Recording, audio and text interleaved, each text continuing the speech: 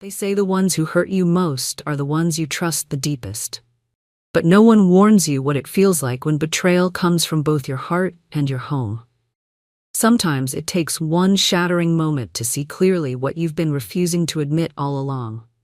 The champagne glass shattered between my fingers before I even realized I'd dropped it. They were in the guest room of my dad's condo. My boyfriend of 8 years, Marcus, with his hands all over Julia, my soon-to-be stepmother. My father was downstairs reviewing final touches for their wedding, set for the following weekend, completely unaware of the betrayal happening right above him. I stood frozen in the doorway, watching them scramble to cover themselves. The look on Marcus's face wasn't guilt, it was irritation at being caught. Julia just smiled, that same sickly sweet smile she'd used to charm everyone, including my dad, for the past 2 years. "Lana, sweetheart, this isn't what it looks like," she cooed like I was some clueless child who couldn't understand what was unfolding in front of me. Marcus couldn't even meet my eyes. 8 years, building what I thought was our future, saving for a home, whispering kids' names late at night.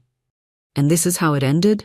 With him tangled in Egyptian cotton sheets, with my dad's fiancée.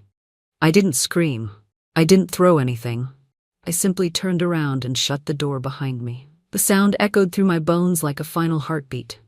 I had given everything to these two people, my entire 20s devoted to Marcus. I supported him through engineering school, took overnight shifts at the design studio so we could afford our cramped loft. I'd spent countless hours helping my father rebuild his life after Mom died, introducing him to my friends, encouraging him to date again. I even introduced him to Julia at an industry gala 2 years ago, thinking I was helping him find happiness. What a cruel twist of fate. I walked downstairs, my legs barely keeping me upright. Dad was in the kitchen, humming as he rearranged seating cards. He looked up at me with that same warm smile I'd known all my life. "There you are. I was wondering where you disappeared to. Come look at these. I'm thinking we should move Aunt Carla away from Uncle Tony after that Thanksgiving incident." I stared at him. This man who had raised me alone since I was 16, worked 2 jobs to get me through college. He deserved so much better than what was happening upstairs in his own home. "Dad," I began, my voice somehow steady, but the words caught in my throat as Marcus appeared behind me, his shirt buttoned wrong, hair messy. "Mr. Howard," he said, nodding awkwardly. "Lana and I need to talk about something. Do you mind if we step outside?" My dad, still unaware, just smiled and waved us off. "Of course you two. Wedding stress gets to everyone. Take your time." Outside, the late summer air felt thick and suffocating. Marcus paced on the porch, running his fingers through his hair, the same gesture I used to love. "Lana, listen. This was a mistake, a terrible, stupid mistake. It only happened twice, and it didn't mean anything." His voice was low, urgent. "Please don't tell your dad. It would destroy him, especially right before the wedding. Think about what this would do to him." I looked at the man I once imagined growing old with, really looked at him, and saw a stranger. "Twice?" I whispered. He flinched, realizing he had said too much. "Lana, please, let's talk about us. I love you. This was just—" "When did you start sleeping with her?" I asked, my voice ice cold. His eyes darted away. "What? You heard me. When did this betrayal begin?" Each word tasted like glass. 3 months, he finally admitted, "but it's over. I swear it's over. 3 months. While I was pulling double shifts at the studio to cover the down payment on the house we dreamed of.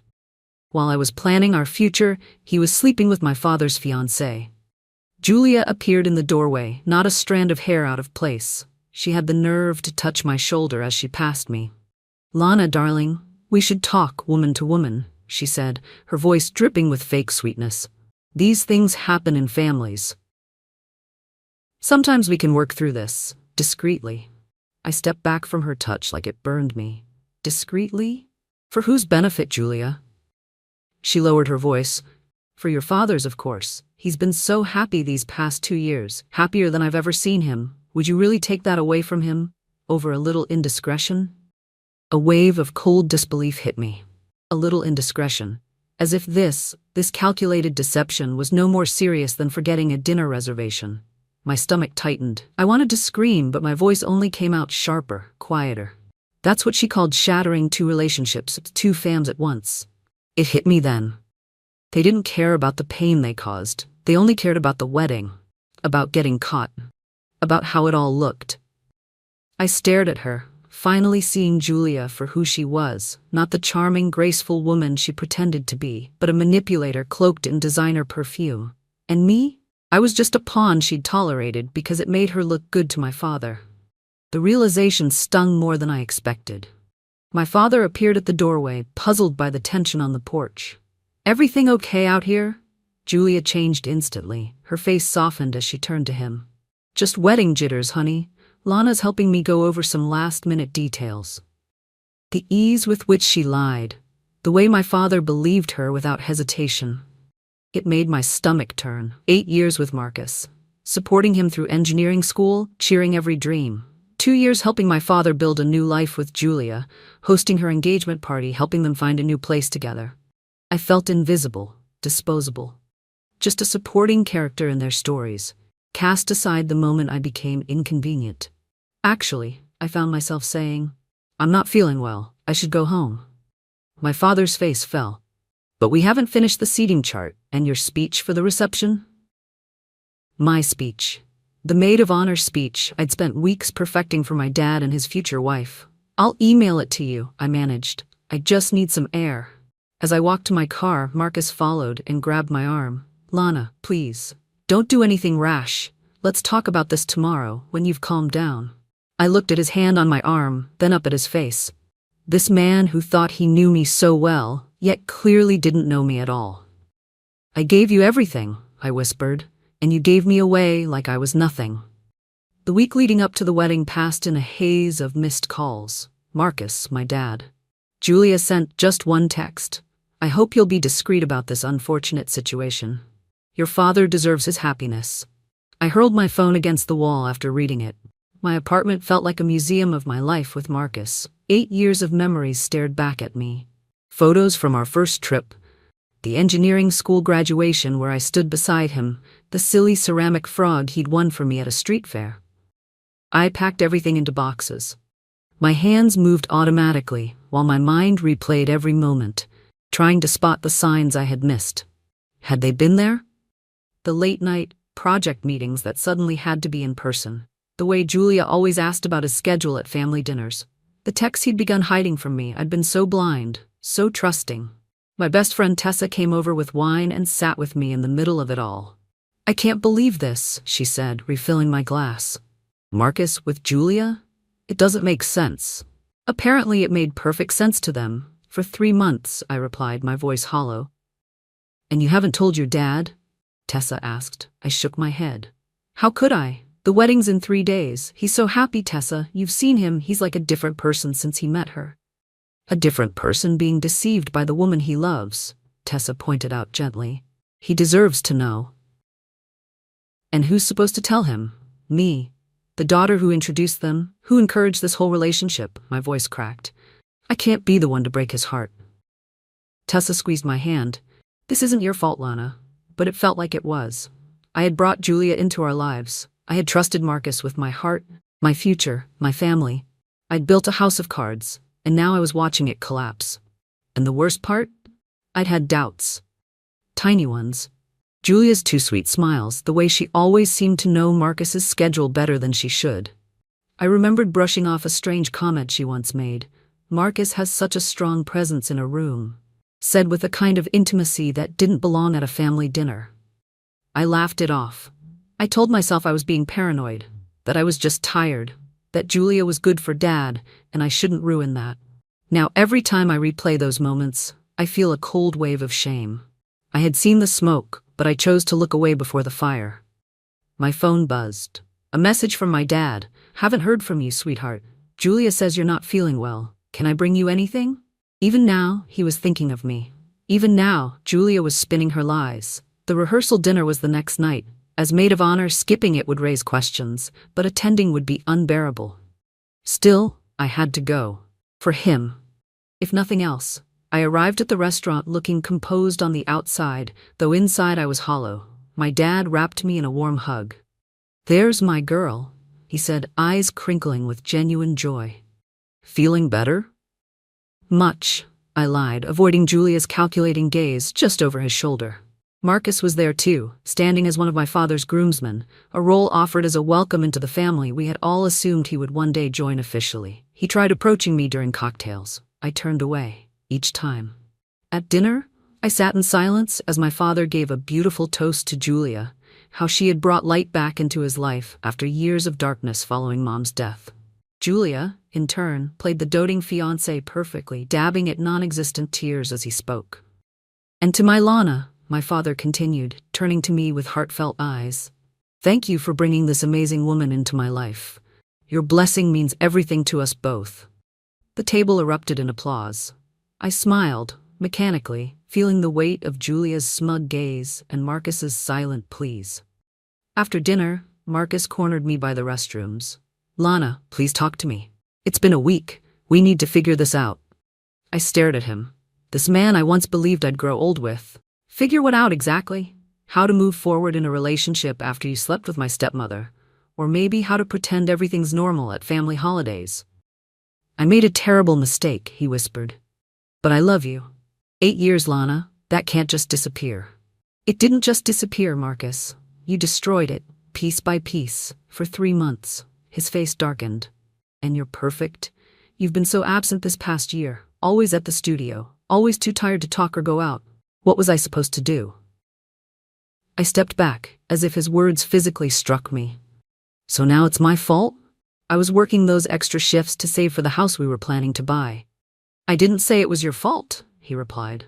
But relationships go both ways. You emotionally checked out long before anything happened with Julia. The way he said her name, so casually, so familiar, it sent a chill through my spine. Did you practice this speech together? I asked, my voice low. Did you and Julia sit down and craft this perfect little narrative where I'm the reason you cheated? He looked away, ashamed. That told me everything I needed to know. I gave everything to you, I whispered. I gave you everything, and you discarded me like nothing. Julia appeared then, her timing perfect as always. Everything okay here, Lana? Your father's looking for you. It's time for the maid of honor to say a few words.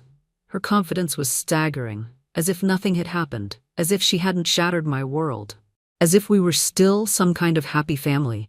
I looked at them, these two people who had demolished my trust, and something inside me shifted, not toward forgiveness, not understanding, toward something colder, more resolved. I'll be right there, I said, my voice even. As they walked away, Marcus's hand briefly touched the small of Julia's back. So subtle anyone else might have missed it. But I saw, and I knew. There was no remorse, no guilt. This wasn't a moment of weakness, it was a deliberate betrayal. They didn't think I'd fight back. They thought wrong. That night, I didn't cry. I didn't scream into a pillow or break anything. I sat at my kitchen table with a notepad, and I started writing. The wedding was in 2 days. I'd been working at Crestview Regional Medical Center for 7 years, from entry-level comms assistant to lead media coordinator. Every step earned through grit and sacrifice.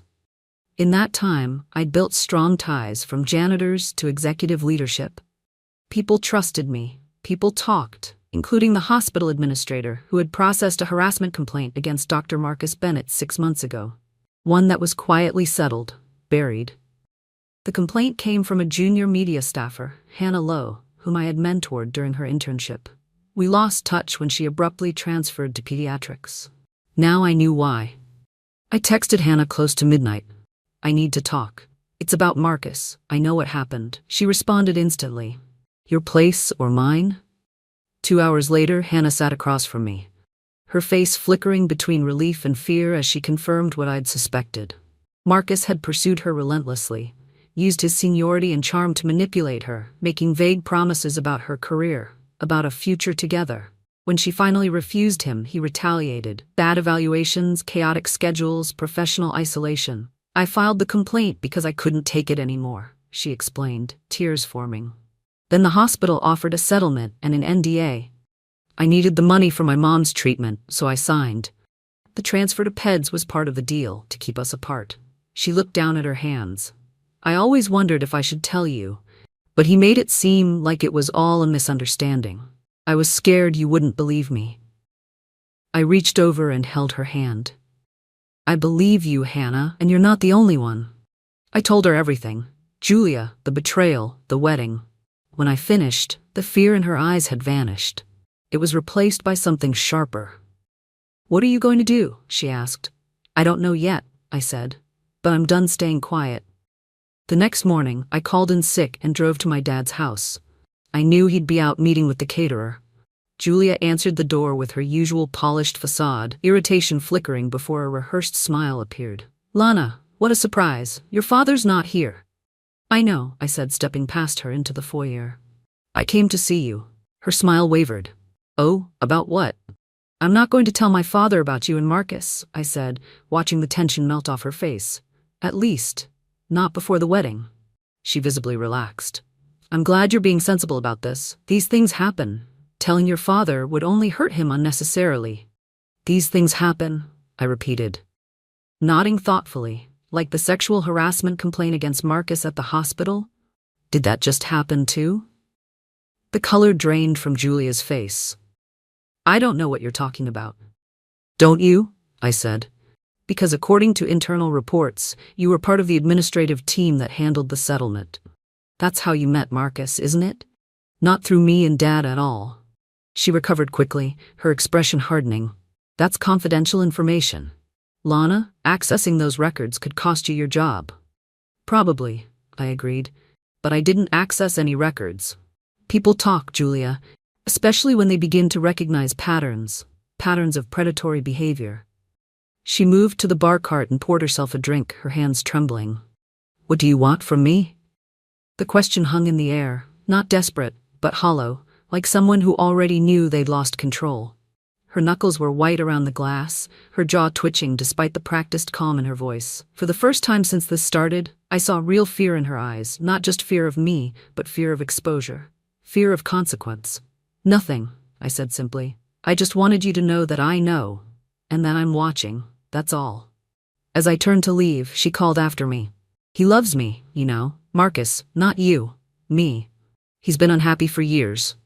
I paused at the door, not turning back. Maybe he does love you, or maybe you're just the next in a long pattern. Either way, you deserve each other. That afternoon, I met with Tessa and 3 other coworkers from the hospital. Each of them had their own story about Marcus. Nothing as serious as Hannah's experience, but a clear pattern emerged. Flirting, inappropriate comments, lines crossed just enough to make people uncomfortable. Together, we built a plan. I also drove out to meet my uncle, Richard, my mom's brother, who had never trusted Julia from the start.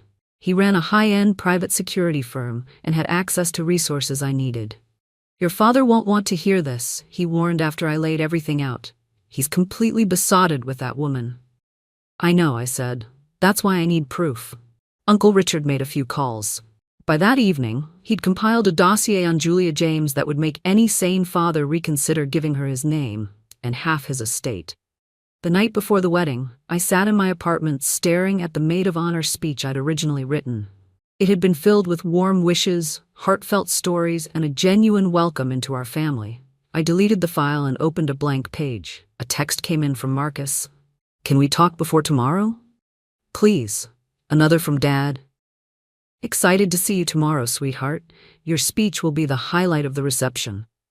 And finally, from Julia. "Remember what we discussed. Your father's happiness is what matters." I replied to none of them. Instead, I focused on my laptop, crafting a new speech, one that would ensure this wedding reception would be remembered forever. That night, I slept soundly for the first time in a week. When I woke, I dressed carefully in the lavender maid of honor gown Julia had picked out, did my makeup perfectly, styled my hair exactly as she requested for the wedding photos. Everything had to look perfect. My phone buzzed with a message from Hannah. "It's ready." "Perfect timing," I replied. A message from Uncle Richard followed. "All set on my end." "Are you sure about this?" I looked at my reflection in the mirror, poised, composed, and certain. "I've never been more sure of anything." I texted back. "The ceremony was beautiful. I'll give them that." My father beamed as Julia floated down the aisle in her designer gown. I stood by her side, smiling for the camera, holding her bouquet, playing my part like nothing was wrong. Marcus sat in the 3rd row, visibly uncomfortable every time our eyes met. He had tried to speak to me before the ceremony, but I had stayed close to the other bridesmaids and family. When my father and Julia exchanged vows, promising fidelity and honesty, I kept my smile in place, despite the bitterness rising in my throat. The irony was almost unbearable. The reception began smoothly: cocktail hour, first dance, dinner service. Everything proceeded according to plan. My father kept glancing at me from the head table, his eyes filled with gratitude and love. It nearly broke me. Nearly. But only nearly. Because even in that gaze, full of pride and trust, I saw the weight of what I was about to do. And for a fleeting second, I hesitated.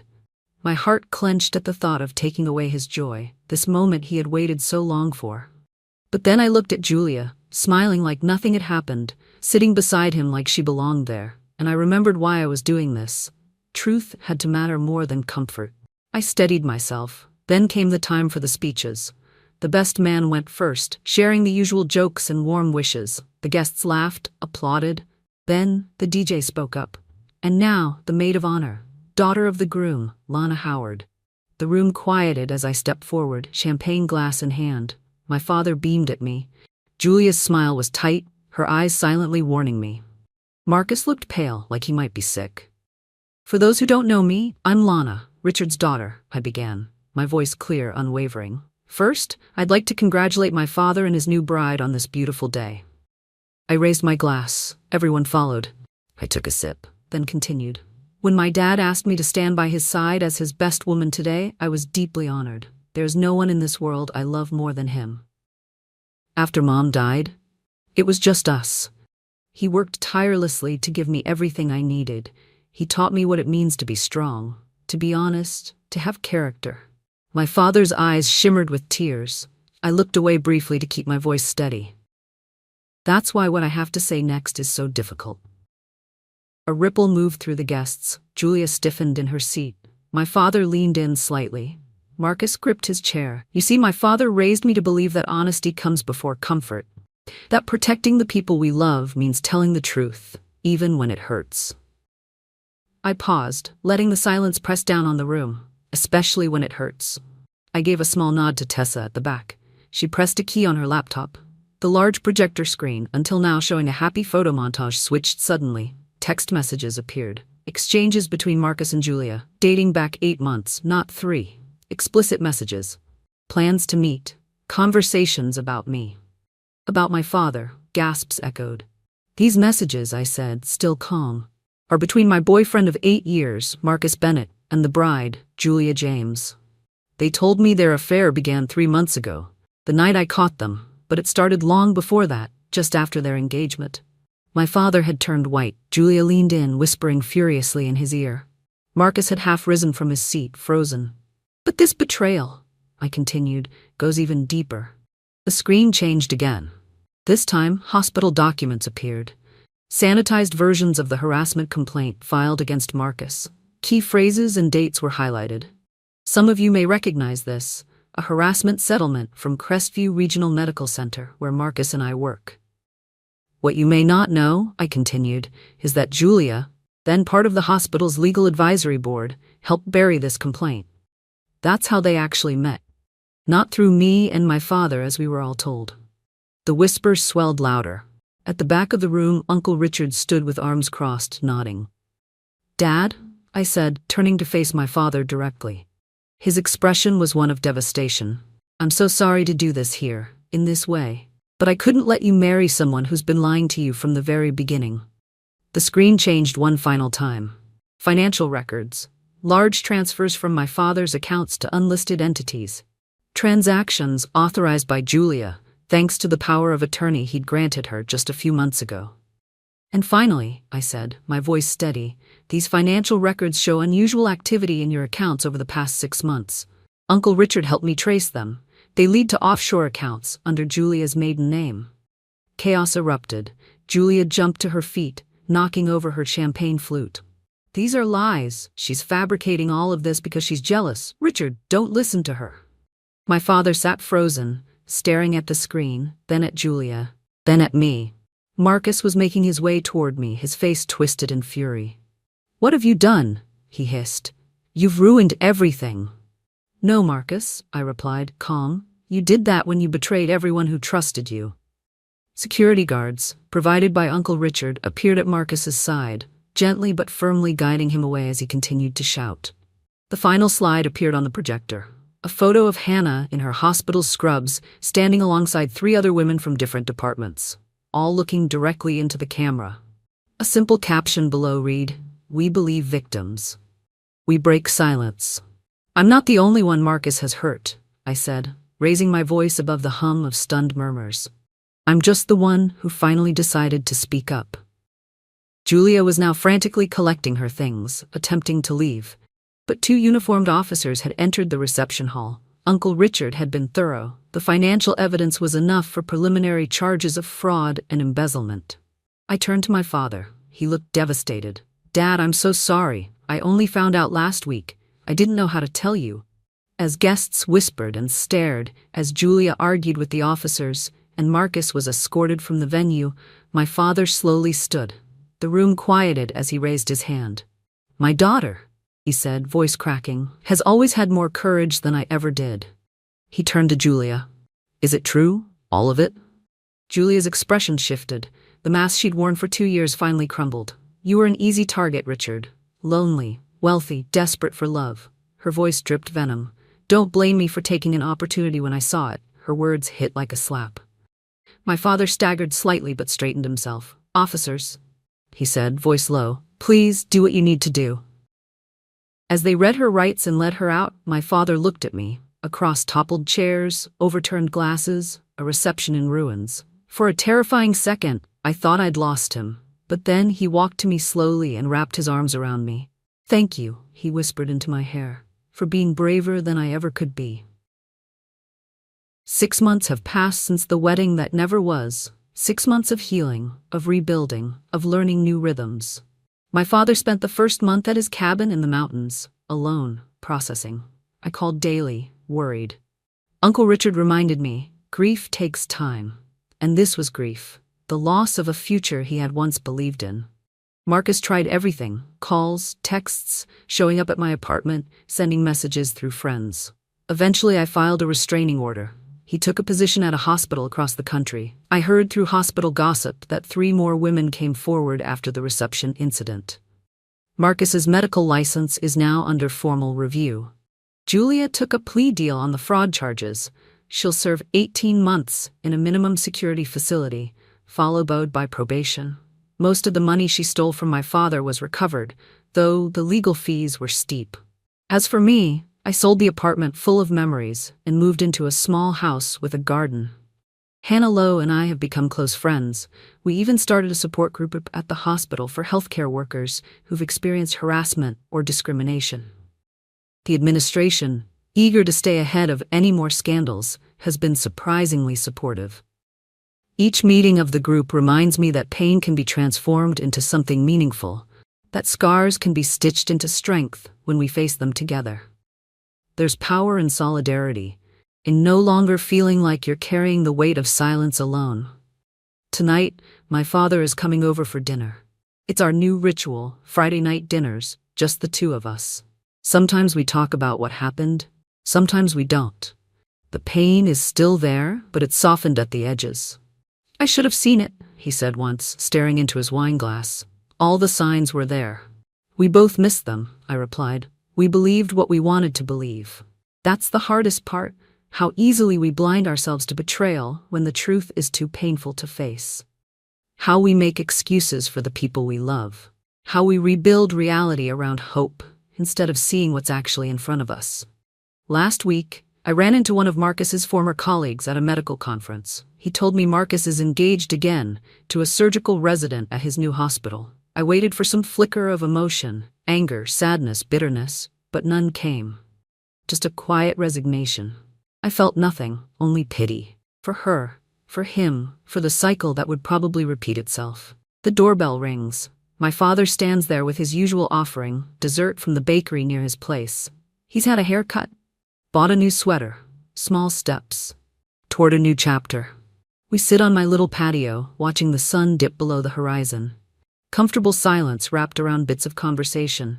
He tells me he's thinking of selling the house. Too many rooms, too many memories. I tell him about the promotion I've been offered, director of a new patient advocacy department. "I'm proud of you, Lana," he says, reaching over to squeeze my hand. "So proud of the woman you've become."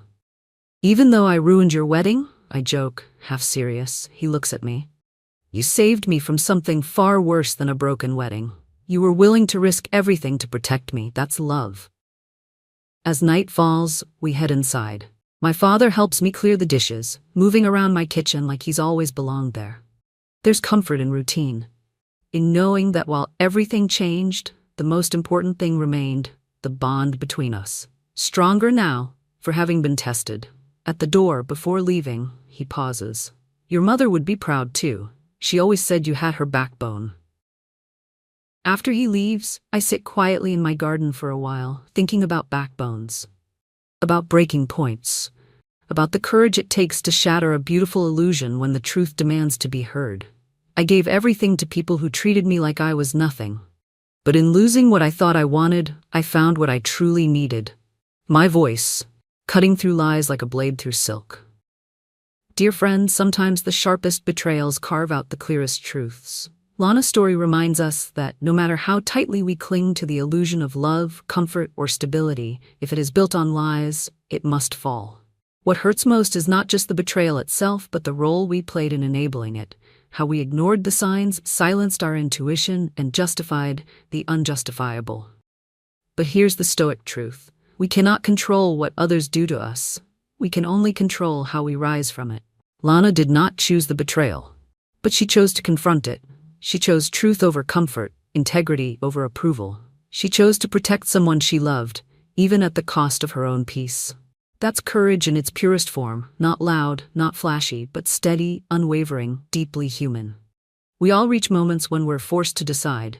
Do we stay quiet to keep the illusion alive, or do we speak up and let it break, so we can finally breathe? The Stoics teach us that pain is not the enemy. Pain is the fire that purifies. Through it, we shed what isn't real and uncover what truly matters. And in that light, maybe the end isn't a loss. Maybe it's a beginning. A painful, earned beginning. So if you're standing at your own breaking point, I hope you remember this. Sometimes, shattering what was false is the first real step toward building a life that's true. If this story moved you, take a moment to like, share, or subscribe to our channel. You never know who needs this reminder today.